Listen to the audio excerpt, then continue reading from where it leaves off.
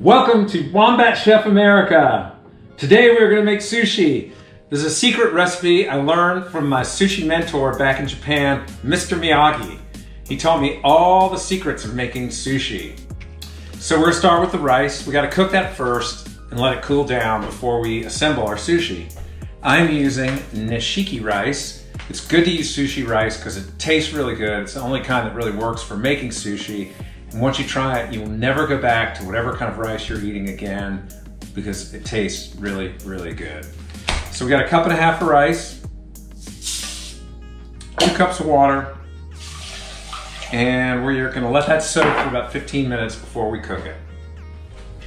Now that our rice has been soaking for about 15 minutes, some sushi rice recipes call for the rice to be rinsed and the water to be replaced with fresh water. As you can see, this water has a good bit of starch that has rinsed off into the water.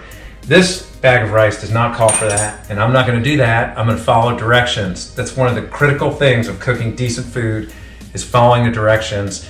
There's a reason there's a recipe. Don't try and wing it unless you really know what you're doing. I'm going to bring this to a gentle boil, then cover, reduce, and simmer for about 20 minutes. Welcome back to Wombat Chef America. Today we're going to make sushi, and we start with the fish. In this case, to keep it simple, I'm just going to use tuna. This is AAA sashimi grade yellowfin tuna. You can find it in a lot of places. Make sure you're getting it from somewhere you trust. I think we got this from Vital Choice Seafood, which is a great purveyor online. And we're going to use this as a basis for a couple of rolls, maybe some nigiri. It's going to be a lot of fun, so stay tuned.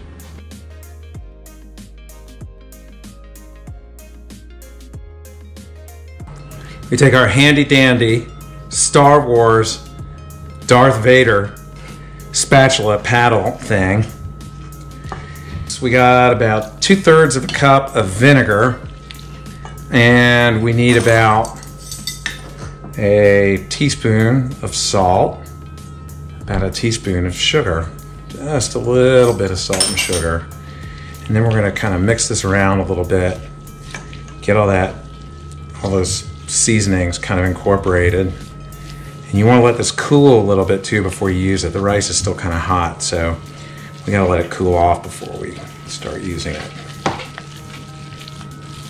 So we'll let this cool for about 10 minutes or so, and then we'll start putting some sushi together. Okay, now I'm gonna take a carrot.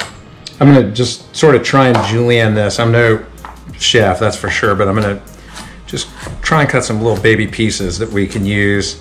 I don't even know if we're going to use them, but we might use them to roll up with our sushi.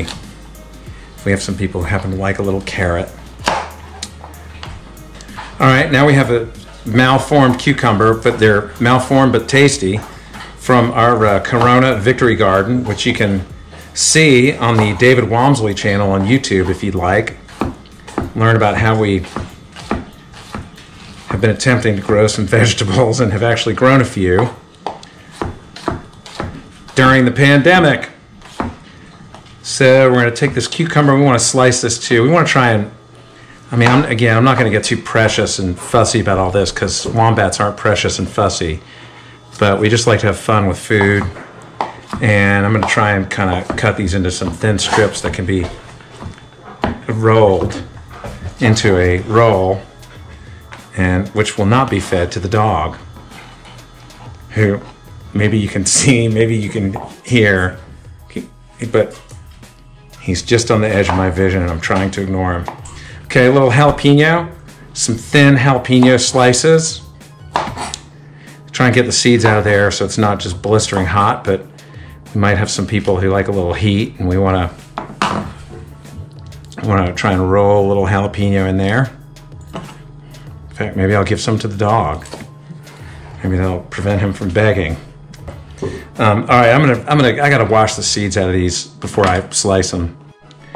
Okay, I'm still julienning. I should say maybe slicing some jalapenos into julienne. As you can see, my dog, he hears the sound of vegetables being sliced, and he comes over because he wants some, because certain people in this house have given him lots of carrots and other things. So we've got some vegetables sliced. Now I'm going to work on our tuna. Okay, here we have our sashimi grade yellowfin tuna. I'm gonna cut this in a couple of different ways. I'm gonna chop it up fine, and we're gonna make some spicy tuna. I'm gonna cut it into some strips that we can use to make tuna rolls. And then I'm also gonna try and cut some pieces so that we can make nigiri sushi with the pieces. So I'm just gonna kind of go through this. I'm not really sure how. Maybe I'll start on this end. I'm gonna start by just cutting some pieces, and then I'm gonna try and chop this sort of a little bit more finely. We'll start with that. Put that over here to the side. And then I'm gonna cut some strips. One thing that actually helps when you're doing this is to put the tuna, it's a little bit frozen, you probably can't see it, but it's a little crunchy from being partially frozen, and that's a good thing to do because it makes the fish easier to slice.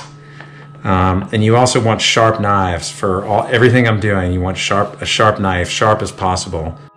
Okay, so I'm gonna use this to make some spicy tuna, and I'm just gonna kind of just chop it, chop it, chop it, chop it some more, chop it again. We want it to be kind of smallish pieces, but they don't have to be perfect. You can kind of hear that, actually, the crunch of that ice. But I want them to be small enough that I can mix it in with my spicy tuna mix and make some nice spicy tuna rolls. All right, so we've got our tuna chopped, which we're going to use for spicy tuna. I'm going to put it in the bowl here, and then I'm going to take. This is all sort of to taste, so you know you don't have to do it the way I do it. But a good squeeze of sriracha sauce. I like Hellmann's mayonnaise, and I'm using the olive oil kind today because that's what we have.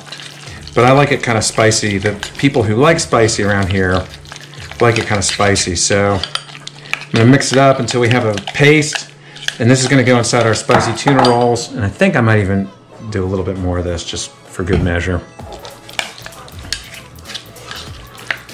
All right, so that's our spicy tuna mix for spicy tuna rolls. Okay, now I'm gonna make some wasabi sauce. You can buy the paste pre-made if you want, but this is the dry kind, and you just add a little water to it, and it's kind of strange stuff. I mean, I stir it up, and it looks kind of runny, and if I let it sit for a minute, it'll kind of firm up. It'll get a little bit more pasty, but it's a little wet, but that's okay. We're gonna use this in our sushi rolls. This is our mat, our bamboo mat that we use, and it's rounded. All of this was purchased at Publix, by the way, so you can find it easily. This mat is rounded. The bamboo is rounded on one side and flat on the other, and you want the rounded side to be down and the flat side to be up for when you're making rolls. Okay, next thing we need is seaweed leaves. There's a shiny side and a dull side. We're going to put the shiny side down and leave the dull side up. Okay, here's some things you're going to need before you start making sushi. You're going to need a dish towel, a clean one. You're going to need a very sharp knife, and you're going to need some water. Those are all really important things, okay? So, and I suggest wearing gloves if you want to be sanitary about all this too. You need water because this rice is really super sticky, and it sticks to everything. And so you just need a little bit of water so you can spread it around without getting it all over yourself and all over everything else. So we are going to put some of this rice down, try and spread it around. We want to try and get it as even as we possibly can. It's not always that easy, especially when you're a little bit of a knucklehead like I am. So we got a nice little edge on one side and on the other. This is by no means anywhere near as well done as a real sushi master would do it, but everyone's going to have to live with that because that's the best that I can do. Now we're going to take some of our spicy tuna, kind of spread it out in here a little bit. And this first one, I'm not going to put anything else in here. I'm not going to put any cucumbers or anything else like that. I'm just going to keep it simple for the simple people. And we kind of start to roll it up a little bit, and kind of roll it over again. and this is not going to look the way it looks when you go to your local sushi joint, but that's okay because it's still going to taste good. And let's see if I can work with this and kind of get it around and get it to kind of compress for me a little bit. Now we unroll this beauty. And as you can see, we have a spicy tuna roll. It's a little bit misshapen. It's not quite round, but that's okay. We want to get a little water on this thing. I'm probably going to slice my fingers off with this. But you know, you can, if you want to kind of clean it up, you can go like that. But I don't know that it really matters. I like it kind of spilling out because it looks plentiful. Sharp knife. Try and cut it in half. I didn't do a terrific job. Maybe we'll cut this into 3 or 4 pieces each. That's what they look like turned over sideways. All right, we're gonna make a just a regular old tuna roll here. Okay, we got our rice, and we're gonna spread it out a little bit. This one maybe is gonna have a little wasabi spice, but it's not gonna have that super spicy tuna spice. So we'll spread out some rice here, and I'm gonna take a little wasabi and do like they do in the Japanese restaurant, a lot more artfully than I do it, of course, and get a nice strip of it going down the middle. And then we'll get some pieces of tuna here, kind of lined up, these kind of little tuna logs. We'll get some of our cucumber from the Coronavirus Victory Garden, and then we'll roll this one up like we rolled the other one up, and we have a tuna cucumber roll, which I will also slice. All right, so now we have some tuna rolls. All right, now we're gonna make some nigiri. This is when it really helps to have some water on hand too. Try and make these little kind of pockets. I can't make them perfectly rectangular the way a sushi chef would. And then take some of this wasabi, kind of run it down the piece, and then you put a little piece of tuna on there. Mine doesn't quite fit exactly the way it's supposed to, but that's quite all right. Even layer. Then I'll make this one more spicy tuna.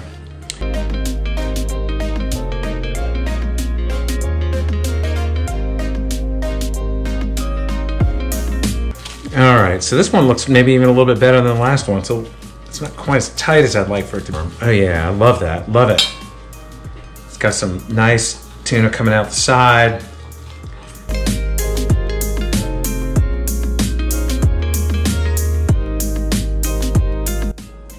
And this is our plate of sushi. It ain't pretty, but it's tasty. It ain't pretty like a wombat, ain't pretty, but it's tasty, I promise. And spicy. Really good. Please like and subscribe, share, tell all your friends, make some sushi, eat up. Enjoy.